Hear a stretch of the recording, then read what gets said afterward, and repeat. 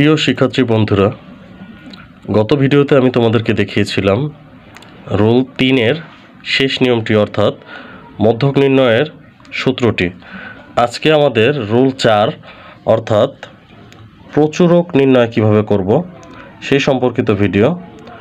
তো প্রচুরক নির্ণয়ের জন্য আমাদের একটি সূত্র ব্যবহার করতে হয়, আর সেটি হচ্ছে প্রচুরক সমান সমান L plus F1 by F1 plus F2 গুণ H। আমরা পাশে এখানে পরিচয়গুলি লিখে দিয়েছি। L হচ্ছে প্রচুরক শ্রেণীর নিম্নসীমা, F1 প্রচুরক শ্রেণীর গণসংখ্যা বিয়োগ তার পূর্ববর্তী শ্রেণীর গণসংখ্যা, এবং F2 হচ্ছে প্রচুরক শ্রেণীর গণসংখ্যা বিয়োগ তার পরবর্তী শ্রেণীর গণসংখ্যা, এবং H পূর্বের মতোই শ্রেণী ব্যবধান। তো আমাদের এই অঙ্কটি করার জন্য অবশ্যই এই সূত্রটি আমাদের মুখস্থ থাকতে হবে। প্রচুরক যখন আমরা নির্ণয় করব তখন অবশ্যই আমাদের এই সূত্রটির প্রত্যেকটি অংশ সম্পর্কে জানতে হবে। আচ্ছা, প্রচুরক শব্দটির সাথে আমরা আগে পরিচিত হই। প্রচুরক হচ্ছে যেটি বেশি পরিমাণে থাকে। তো বন্ধুরা, এখানে আমরা একটি অঙ্ক তুলে নিয়েছি যেখান থেকে আমরা এখন প্রচুরক নির্ণয় করব। নিচে সারণীটি লক্ষ্য করো এবং সারণী থেকে প্রচুরক নির্ণয় করো। তো পূর্বের অঙ্কের মতোই আমাদের দুইটা লাইন থাকবে, একটা হচ্ছে শ্রেণীব্যাপ্তি, একটা হচ্ছে গণসংখ্যা। তো শ্রেণীব্যাপ্তির ঘরে আমরা দেখতে পাচ্ছি 31 থেকে 40, 41 থেকে 50, 51 থেকে 60, 61 থেকে 70, 71 থেকে 80, 81 থেকে 90, 91 থেকে 100।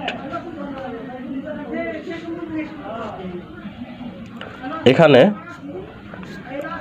প্রচুরক নির্ণয়ের ক্ষেত্রে একটা কথা বলে রাখি। প্রচুরকের ক্ষেত্রে আমরা চাইলে ঘর করতে পারি, অথবা শুধু সূত্রের মাধ্যমেও চাইলে আমরা সম্পূর্ণ অঙ্কটি কমপ্লিট করতে পারি।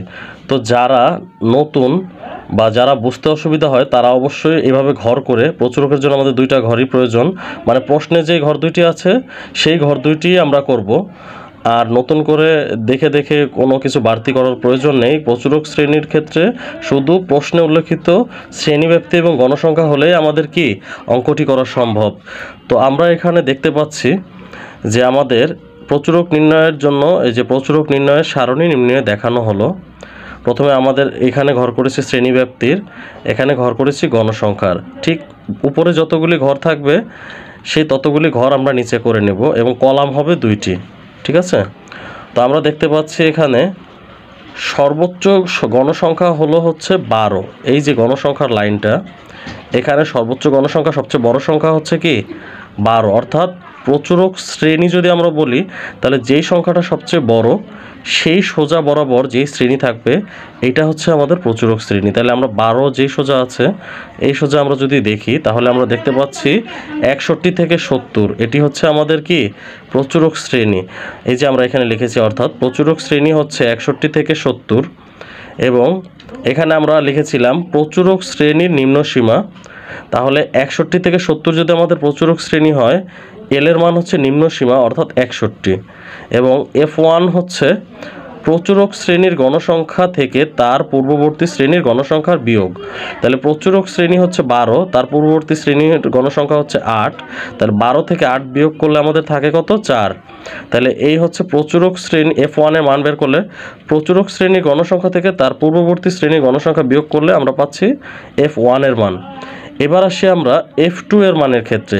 তাহলে আমরা F2 এর মানের ক্ষেত্রে আমরা সূত্রের এখানে দেখতে পাচ্ছি যে প্রচুরক শ্রেণীর গণসংখ্যা বিয়োগ পরবর্তী শ্রেণীর গণসংখ্যা, অর্থাৎ F2 এর মান বের করতে হলে আমাদের প্রথম প্রচুরক শ্রেণীর গণসংখ্যা হচ্ছে 12, এবং তার পরবর্তী শ্রেণী হচ্ছে এই যে 9, পরবর্তী শ্রেণীর গণসংখ্যা কত? 9।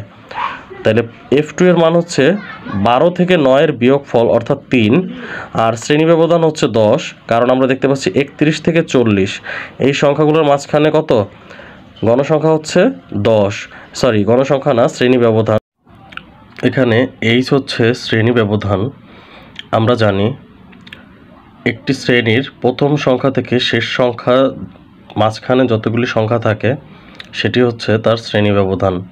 এখানে আমরা 31 থেকে 40 পর্যন্ত যদি সংখ্যাগুলোকে দেখতে পাই তাহলে আমরা দেখব 31 থেকে 40-এর মাঝখানে 10টি সংখ্যা আছে, অর্থাৎ শ্রেণী ব্যবধান 10। আবার ঠিক একইভাবে 41 থেকে 50, 51 থেকে 60, 61 থেকে 70, এভাবে প্রত্যেকটি শ্রেণীতেই আমরা দেখব শ্রেণী ব্যবধান হচ্ছে 10। তাহলে আমরা এখন প্রচুরক সমান সমান L plus F1 by F1 plus F2 into H, এই সূত্রটির সাহায্যে আমরা প্রচুরক নির্ণয় করব। যেখানে আমাদের L এর মান বের হয়েছিল 61, অর্থাৎ প্রচুরক শ্রেণীর নিম্নসীমা ছিল 61।